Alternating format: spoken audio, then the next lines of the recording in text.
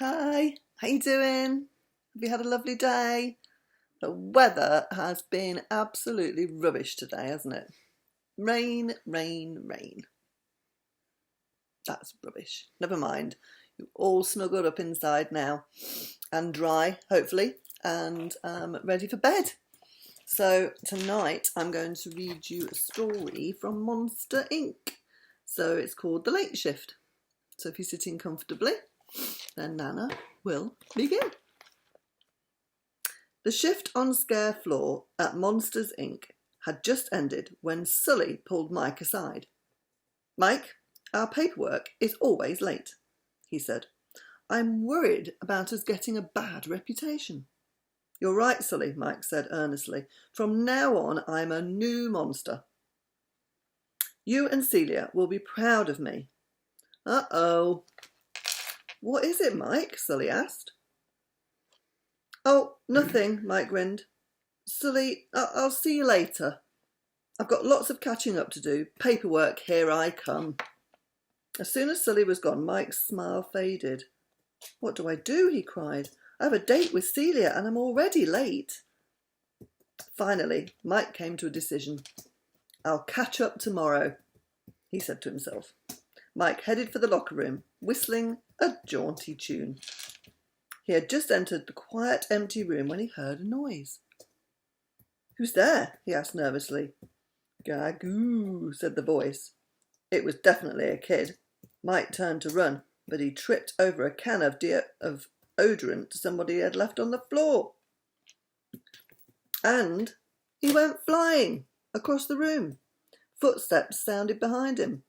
Mike looked up, expecting to see a human kid, but instead he saw Sully. "What gives?" he asked Sully. Sully was laughing so hard he couldn't even talk. "Finally," he said, "I just couldn't resist. After you shooed me out, I ran into Celia, who told me about your date. I knew that you'd rather skip the paperwork than disappoint Celia." Mike nodded, embarrassed. "But I told her that you were really behind in your work," Sully continued, "and I asked if it would be okay for you two to have your date tomorrow night instead." Mike looked up surprised. That hadn't even occurred to him. "Did she say yes?" he asked. "She sure did," Sully said. "And she also said that since I'm your partner and all, I should really stay here to help you catch up. So here I am. Now, let's grab some sludge cycles and get to work." "Okay, Sully," said Mike.